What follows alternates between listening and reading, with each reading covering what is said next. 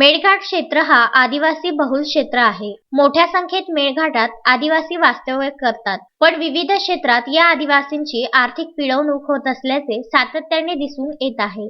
मेळघाटची आर्थिक राजधानी धारणी तालुक्यात दर महिन्याला वाहतूक विभागाचा कॅम्प लागतो. सदर कॅम्पमध्ये मेळघाटातील जवळपास 300 गावातील ग्रामस्थ आपले लर्निंग लायसन्स, पक्के लायसन्स व रिन्युअल करिता मोठ्या संख्येत येतात. यालाच बघून या मेळघाटातील आदिवासींची आर्थिक पिळवणूक मधमाशासारख्या फिरणाऱ्या एजंटद्वारे केल्या जात आहे.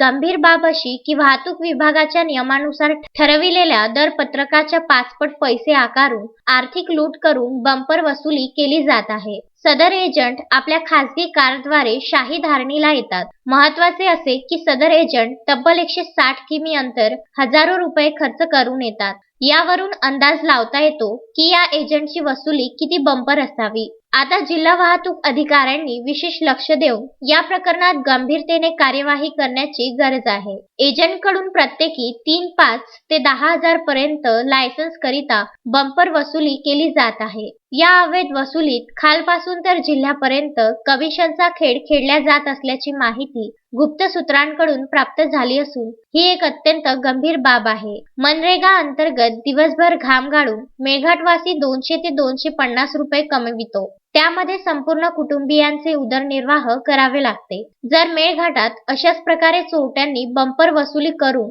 आदिवासींची आर्थिक पिळवणूक केली तर आधीच मागास क्षेत्रात मोडणारा मेळघाट अजून मागास होण्याच्या मार्गावर जाणार हे मात्र नक्की. तस्मीन शेख, सुलेमान मेमनसह जुगल किशोर जयस्वाल, विदर्भ न्यूज, मेळघाट.